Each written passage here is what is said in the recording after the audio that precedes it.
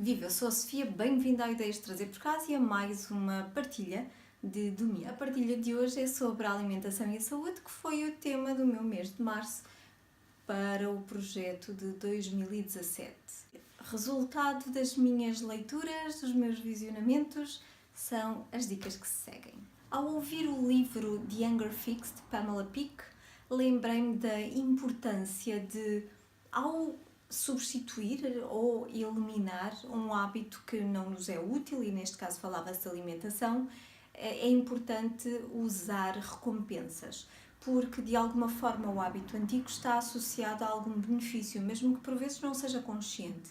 E se nós o queremos eliminar, convém que o novo hábito, substituindo-o por outro, que o novo hábito nos traga algum benefício claro, não é? Que nós tenhamos uma recompensa ao fazermos esta mudança e durante a mudança, para termos também perseverança, não é? Encher a barriga e ativar aqui os receptores de dopamina no nosso cérebro, não é? Satisfazer estes receptores.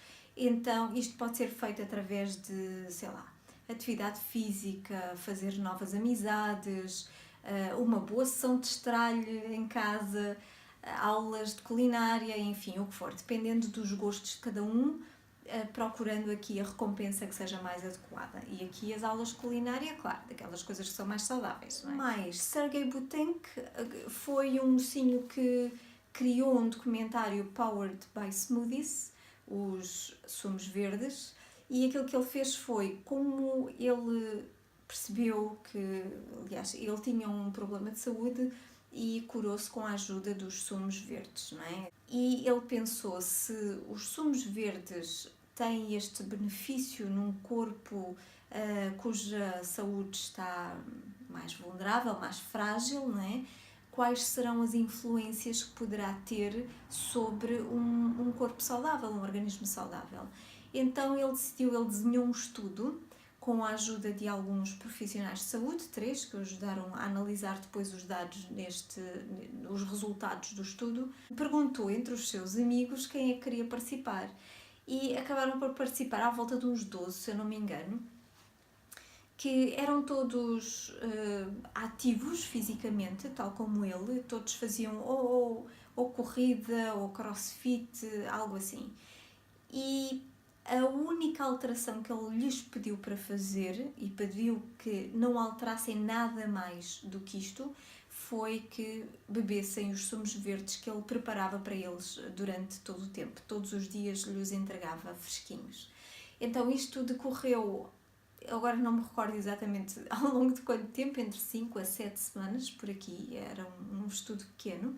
O que ele usou como medidas para este estudo eram medidas de comparação para cada um dos indivíduos, não é? Para o princípio e o fim, e foram análises ao sangue, à urina e umas provas de desempenho, de performance física, na atividade física. E o que descobriram então foi que, ora, aumentou a resistência física, aumentaram os níveis de energia, reduziu o tempo necessário para a recuperação da atividade física, diminuíram dores, diminuíram pesos, por aí, alguns, não é?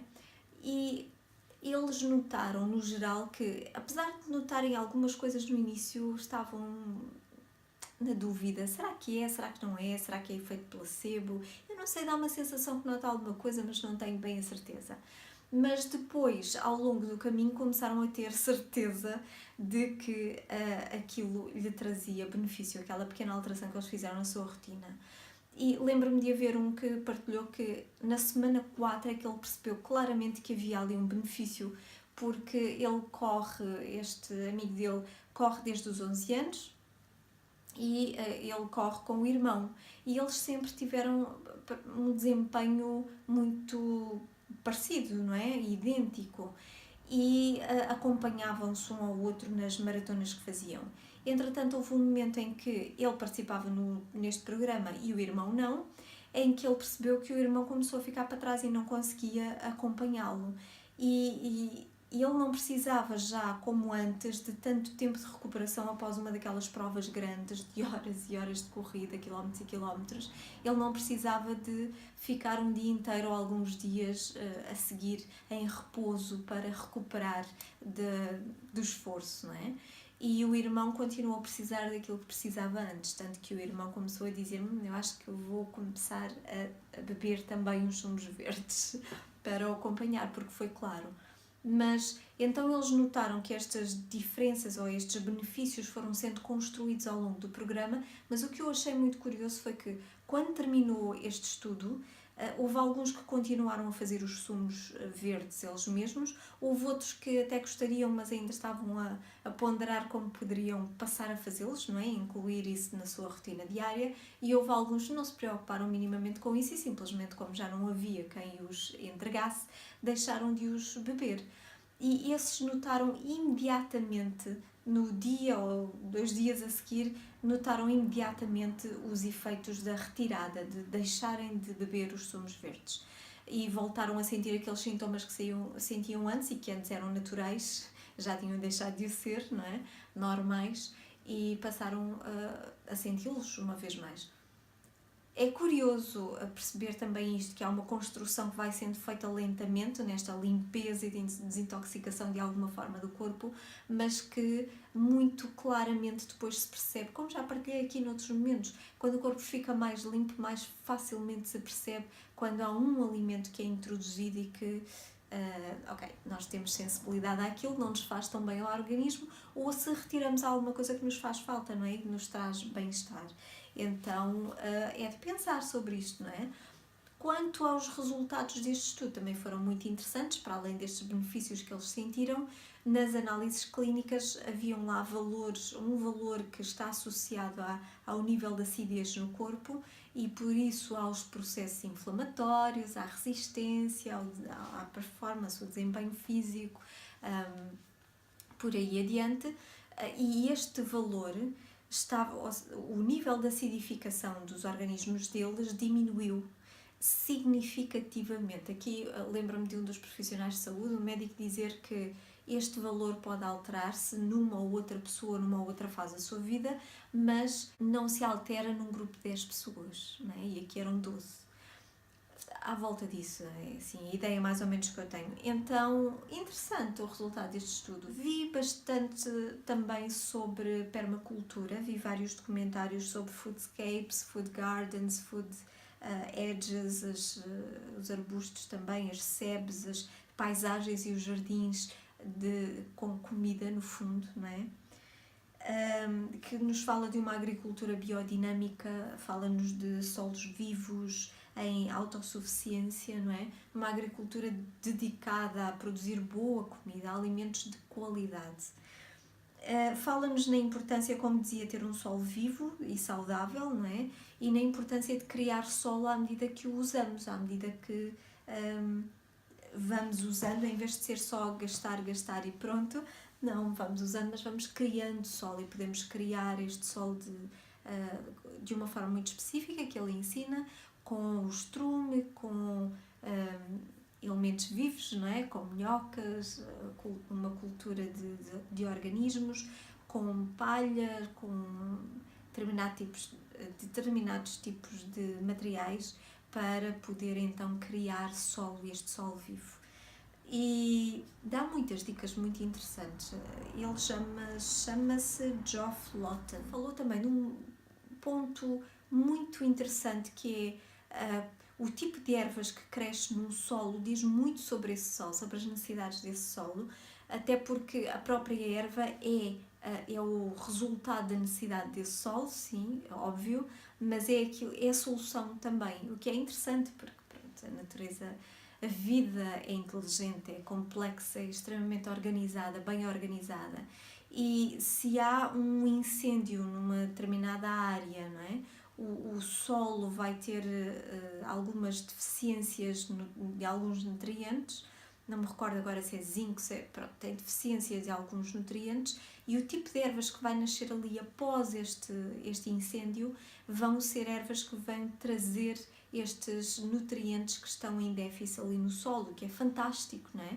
Se for um terreno, um solo mais compactado, muito pisado, muito trabalhado, o tipo de ervas que vão nascer ali vão ser, e o tipo de raízes que têm, a forma como se espalham na terra, vão servir para separar, para descompactar o solo ao longo do tempo. Ele diz que a natureza tem paciência e espera. Se for um solo muito arenoso, muito solto, o tipo de ervas que vão nascer ali vão servir para o aglomerar. Então isto é extremamente interessante, eu acho espetacular, sei lá, o que mais dizer. Vi também um documentário aqui sobre saúde com o título de Choice Point e que, no fundo, eu encaixei aqui na saúde. Eu também não sabia exatamente o que era, porque ainda não o tinha visto, mas deixei ir. No fundo, tem a ver com o nosso bem-estar, no geral. E o tema aqui de base deste documentário tem a ver com a escolha, não é? A escolha que nós temos a oportunidade de fazer a cada dia. Não precisamos de esperar pelo ponto de crise, pelo ponto em que não há mais caminho para onde ir, nós temos que escolher e temos que fazer a mudança, mas podemos, pelo contrário, nós podemos escolher a cada dia. Todos os dias temos uma oportunidade para fazer a mudança. Cabe a nós fazê-la, não é? Fala em nos alinharmos com os padrões da vida para facilitar esta nossa caminhada, na necessidade de aprender a ouvir dos outros, não é? A informação que os outros nos dão, o mundo em volta nos dá, para percebermos mais facilmente se aquilo que nós estamos a fazer ou a pensar fazer se será bem sucedido, e em fazermos as perguntas certas para nos ser mais fácil, para nos ajudar a manter-nos no caminho mais adequado, não é? Falam-nos também em alinhar o nosso propósito e qual é a nossa atuação neste propósito, o que é que nós precisamos de fazer, o que é que nos cabe a nós fazer para alcançar este propósito e o realizar. Fala no fluir da vida, algo que eu falo muitas vezes no canal de psicoterapia, o fluir com o movimento da vida, e eles falavam ali sobre se vem uma onda nós podemos aprender a surfar ou podemos mergulhar e ainda assim aproveitar o movimento dessa onda, e isto tendo em conta as nossas necessidades e os objetivos do momento, não é? Nós podemos aproveitar este movimento da vida, estes desafios que nos aparecem pela frente. Ter a coragem para agir, nem é preciso ultrapassar o medo, basta agir apesar do medo, não é? E no fundo, para nós fazermos a mudança, nós precisamos de mudar as nossas ideias.